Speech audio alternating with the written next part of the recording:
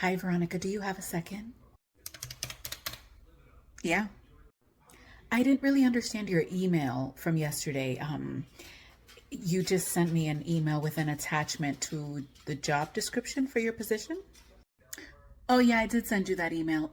So in the meeting yesterday, you raised your voice at me, and I wanted to send you my job description so that you could highlight where on the job description it said that part of my job was allowing you to raise your voice at me. Oh, um, I guess it was just in the heat of the moment. It was just a very tense meeting. And I get that, but that should be the absolute last time that you ever raise your voice at me, especially in a meeting full of people. Don't do it one on one either, but really don't do it when we're in front of people. If there's something that you need to say, if you need to address me about something, that's okay. Let's have a conversation like adults, but don't ever raise your voice at me again. I apologize.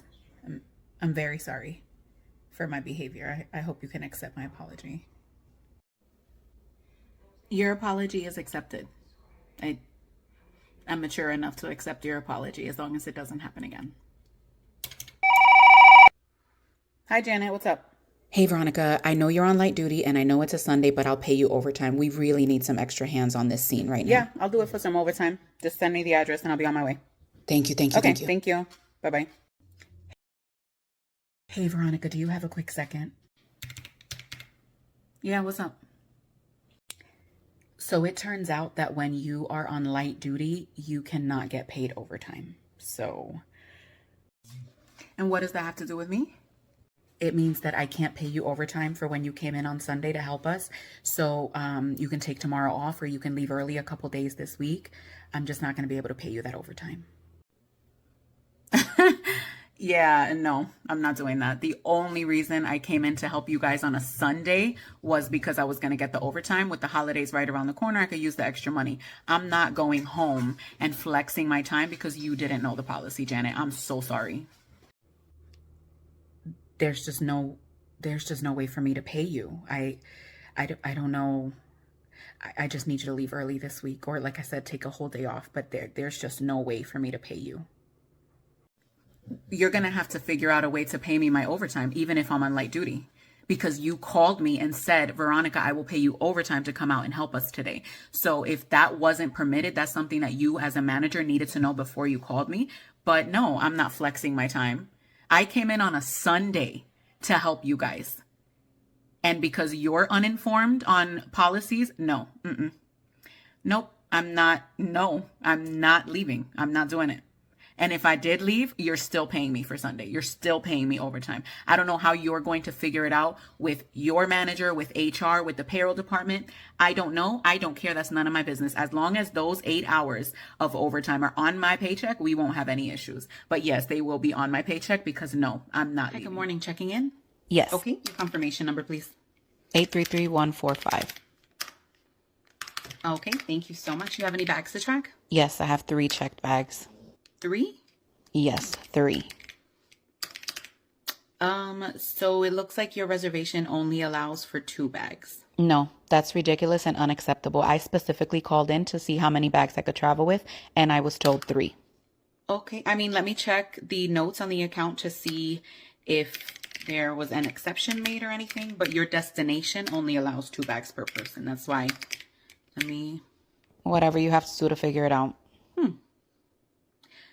The notes state that you were advised that you could only travel with 2 bags, but that you insisted that your sister told you that you could take 3 bags. So you said you'd be coming to the airport with 3 bags. What? How can you guys lie? That's not what happened? No. Okay, give me one moment because they actually uploaded an audio of the call, which was recorded for training and quality purposes. And so let's see what that call sounded like. Listen, there's no need to do all that. I don't have time for this. What do I do? Oh, you don't want to listen to the call? No, I just want to figure this out. Okay. I'll have someone pick up the bag. Maybe I just need to change my flight. Yeah, I mean, I can change you to a later flight so that you can manage your bag situation. I will be able to let you know in just a moment exactly how much it would be to swap your flight. Why would it cost me anything to change my flight if you guys gave me the wrong information? Why would it cost you anything? Because you were advised that you could only travel with 2 bags and you decided to bring 3 no matter what we told you. So this is a voluntary change. You're being changed to a later flight because of a decision you made. We didn't do anything in this case. Well, I'm not okay with this because I still feel like you guys gave me the wrong information. So I can cancel your reservation. You would be charged a $100 cancellation fee and then you get a credit for the remainder. I'm appalled right now. I simply can't believe that I'm being charged for misinformation. You know what I can't believe? That after you were told you could only travel with 2 bags, you still showed up with 3 bags and now we're the problem. You just let me know what you want to do. I can't believe you're being so difficult. You just let me know. I'm here for you. But either way, you're either going to get rid of your panties, or you can pay to change and the difference, or you can pay to cancel and receive a credit. Whatever it is that you want to do, but let me know. But this one's on you. Hey, Veronika, how are you? I just have a quick question. Hi, what's up? I looked on the time off calendar and it already looks like you have the week off. There's a field trip I'm supposed to be going on with my kid next week. Yeah, I've had that PTO scheduled for I think for 3 months now because we bought the tickets way in advance. So I'm so sorry. You don't even have kids, man. It's not like it's important. What you just said? Like, you just don't understand that, sometimes parents have to be at school events and, you take all these days off and then, parents got to sit here and what? We just got to wait because you have no kids and you can just go live your life however you want. So because I chose not to have children, there's no possible way that my plans could also be important. Your plans are more important because you have kids. Is that what you're trying to say? I'm just trying to say that sometimes parents have to show up at their kids' events. You don't have kids, so you could easily move your stuff around. I don't understand why it's so hard for you to move it around. Not only have I been here longer, so I'm higher up in seniority than you, but I also put my request 3 months in advance because I knew that I needed next week off. So it's not my problem that you waited until the week before to try and get these days off. So, what are we going to do? What I'm going to do now is get back to work while you walk away. So unfortunately, I'm not going to be able to approve you for the apartment. You're just short of the 3 times the amount of the rent that is required. So I'm sorry about that. I won't be able to approve you. Okay. Just curiosity. Do most people that come here make $7,500 a month? I think most people have multiple income sources. So, they have roommates or their spouse or just other types of income. I don't think that any one person makes the $7,500 in this community.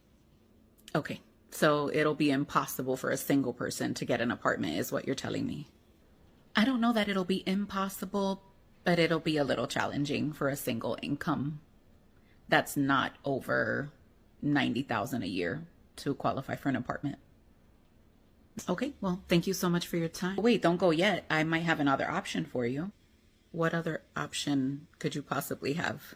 So I don't know if you've actually ever considered buying, but when I ran your credit for the approval for the apartment, while we couldn't approve it for the apartment, it does look like I'm able to pre-approve you for $350,000 towards a house. Okay. How much would the mortgage be? Just out of curiosity. I would, of course, have to run the numbers and look at your debt to income ratio, but I would say give or take about $2,800 a month. So you won't approve me for a $2,500 rental payment, but you'll pre-approve me for a $350,000 loan on a house that would have a $2,800 mortgage? Please explain to me how that makes sense. I wish I could. It doesn't exactly make sense. I wouldn't know how to explain it to you in a way that wouldn't also confuse me. But what I'm assuming is that because the house itself is collateral, there's really no downside because if we have to do a foreclosure, we get the house back. Yeah, but when people are renting, you can do the eviction process, which is essentially the same as the foreclosure. So you still get your property back for non-payment. So that explanation makes no sense. You're absolutely right. But I wouldn't know how to explain it to you in a way that, again, wouldn't confuse me while I'm trying to explain it. So if you want to get started on the process, we could get you approved in a few days. I'm going to go figure out how this makes sense, but thank you so much for your time.